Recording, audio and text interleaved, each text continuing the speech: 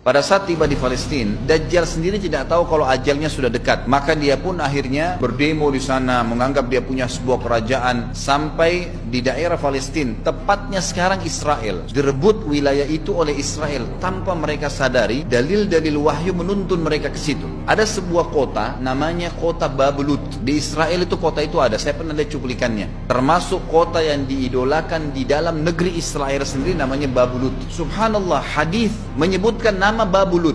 Hadis Nabi SAW dari 1400 tahun yang lalu mengatakan nanti Dajjal akan berkumpul di sebuah wilayah namanya Babulut di Syam. Maksudnya di Palestina itu, Israel sekarang. Ada kota Babulut dan orang Yahudi sekarang lagi gencar membangun kota itu dan dianggap kota favoritnya Israel. Dajjal akan masuk ke sana dan berkurung diri.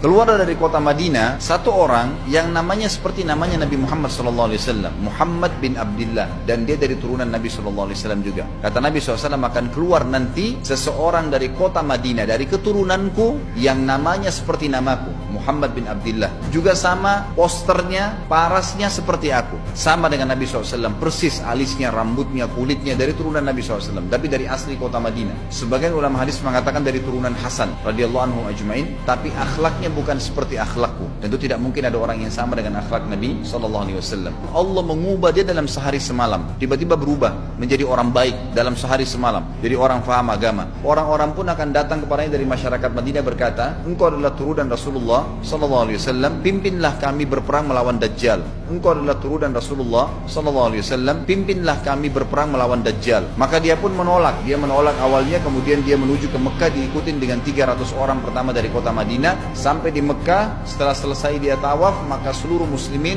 menunjuknya sambil mengatakan engkau harus memimpin kami. Dan orang ini punya julukan Mahdi, dikenal dengan Imam Mahdi. Inilah tanda-tanda kiamat yang kedua. Setelah Dajjal keluar, buat kerusakan di muka bumi tadi selama 40 hari itu atau setahun lebih. Kemudian keluarlah tanda-tanda kiamat kedua pada saat dia sudah tiba di kota Babulut di Israel. Keluarlah si Mahdi ini. Pada saat dia tiba di Mekah, dibaiatlah oleh banyak kaum muslimin. Tidak disebutkan jumlah pasukannya, maka terbentuklah pasukan jihad yang mengejar Dajjal menuju ke Palestina. Tanda-tanda kiamat besar yang ketiga adalah pada saat pasukan Imam Mahdi dengan pasukan jihad itu tiba di Darul Baydha namanya, kota putih yang ada menara putihnya, dan itu sekarang di negeri Syam, tepatnya di Damaskus, ibu kota Syria. Hadis menyebutkan di menara itulah, di masjid itulah Imam Mahdi mampir sholat asar bersama pasukannya. Pada saat itulah datang tanda-tanda kiamat besar yang ketiga, yaitu turunnya Nabi Isa alaihissalam. Kata Nabi SAW dalam hadis Bukhari, hadis Muslim, hadis Sahih semuanya, dikatakan Isa alaihissalam akan turun sambil memegang kedua sayapnya malaikat, dan dari rambutnya yang basah meneteskan air, dan semua muslimin waktu itu menyaksikan. Dan ini wahyu, penyampaian, pasti terjadi. Maka dia pun turun, lalu kemudian dia masuk, dan orang-orang pada saat itu mengenalnya kalau dia adalah Isa, dan mereka sudah tahu ini masanya turunnya, keluarnya Dajjal. Mahdi sudah ada, mereka tahu akan turun Isa. Sudah ada informasi seperti yang saya sampaikan ke Bapak Ibu sekarang, itu muslimin di zaman itu sudah tahu semua. Maka Isa pun alaihissalam waktu itu dipersilakan oleh Mahdi untuk jadi imam, maka dia pun mengatakan tidak, imam dari kalangan kalian. Dan kata Nabi SAW, ini kemuliaan bagi umat ini karena Nabi sholat di belakang umat ini. Semestinya kalau ada Nabi, pasti Nabi jadi imam, tidak mungkin digantikan oleh manusia biasa. Tapi waktu itu Imam Mahdi menjadi imam dan Nabi Isa sholat di belakangnya. Perlu anda tahu juga hadis Nabi SAW yang sahih yang berbunyi, kalau Musa dan Isa hidup di zaman aku sudah diutus, niscaya keduanya akan jadi pengikutku. Jadi memang kena kebenaran agama ini dibawa oleh Nabi SAW. Sholatlah mereka, kemudian mereka menuju ke Palestina. 3 tanda-tanda kiamat sekaligus terjadi. Nabi Isa alaihissalam akhirnya tiba dengan pasukan mujahidin di depan pintu gerbang Babulut. Kemudian orang-orang Yahudi tidak kenal, tidak tahu Nabi Isa, tidak tahu tentang itu Mahdi. Mereka belum tahu ini. Mereka berbangga-bangga saja. Lalu mereka berkata kepada Dajjal, ada pasukan, segelintir pasukan yang mau menyerang kita. Dajjal mengatakan, bukakan pintu gerbang. Mereka tidak akan mampu melawan kita karena pasukannya mereka banyak memang. Maka Dajjal dengan sombongnya menunggu di depan pintu gerbang. Pada saat dibuka, Dajjal kaget melihat ada Isa alaihissalam. Dan pada saat itu kata Nabi SAW, Dajjal faham kalau sudah tiba ajalnya. Begitu melihat Isa alaihissalam, dia lari dan badannya sambil meleleh di depan para pengikutnya. Lalu Isa alaihissalam mengejarnya, mengatakan, wahai musuh Allah, saatnya kau akan menemui ajalmu. Ditusuklah dengan tombak emas di antara dua matanya, maksudnya di dahinya, ditusuk oleh Isa alaihissalam dan matilah Dajjal.